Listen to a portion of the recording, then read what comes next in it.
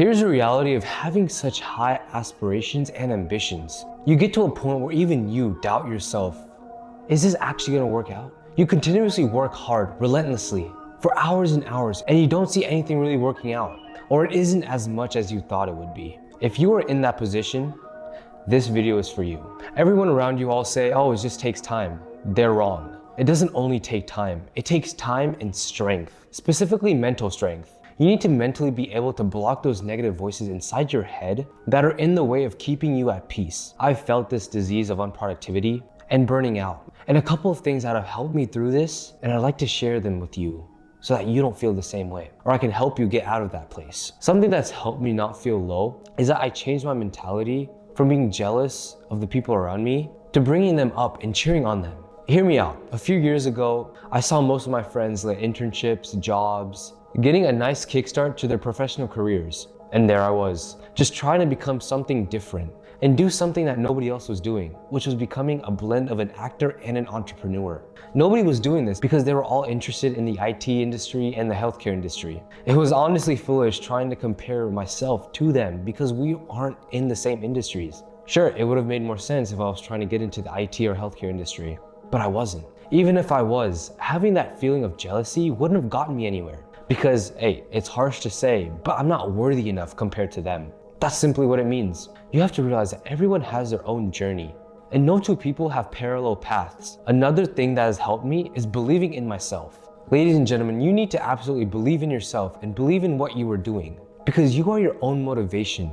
And on the flip side, you are also your worst enemy. How are you gonna let other people believe in you when you don't even believe in yourself? A lot of people believe in you, but they just don't say it. Because I guess in society today, we have made it a norm to refrain talking about topics like this. And the ambitious people are affected the most, because sometimes it's great to hear something like, love what you're doing, or keep up the good work. But if you already believe in yourself, then you don't need these comments. You can use these comments and use them as more motivation and double the output. You need to find your motivation and have faith in yourself that all these little tasks that you are doing will compound and give you the life that you are destined to have.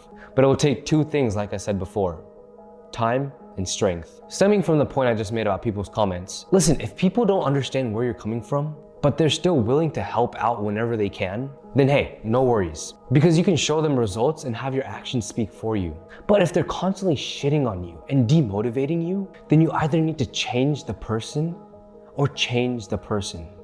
Listen to that again and truly understand what that actually means, because no matter the circumstance, the people around you should be there for you when you're feeling down or feeling on top of the world. They deserve to reap the benefits of your hard work and them supporting you, because they've been there since day one. And honestly, when you're able to take care of them in your own way, whether it's a vacation with all your friends or a simple dinner just to celebrate the teamwork that you all have, you will feel so much better about your life, because you have valuable people that allow you to feel that way. One thing I want to preface: this relationship goes both ways. You better be their biggest supporter if they are yours. It is your honor and your duty to do so. Something else that helps me get back from being demotivated is just leave all my tasks for a little bit and get back to it later that day. This one's especially hard for me, and I'm currently working on it as we speak.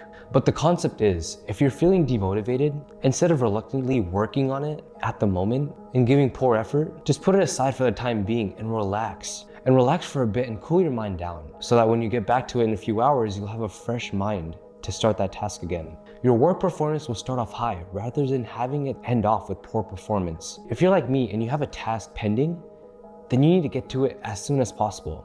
That's the mentality that I have, so that I can move on to the next task and next task and next task and keep working like a robot. This is just a cycle of speeding through tasks without actually quality checking them or have any reflections on them. I was trying to slow down a little bit and think through what I'm actually doing, rather than just doing it just to do it. It makes the art of doing the task more enjoyable, and you feel more connected to your work, rather than having that disconnect when you just speed through it. So yeah, everyone goes through this phase of feeling demotivated and feeling unproductive, but it's what you do to counteract those feelings and bounce right back to action, because there's only two ways to go about it. Keep feeling this way or actually doing something about it, and move on as soon as possible, so that you can get right back on track.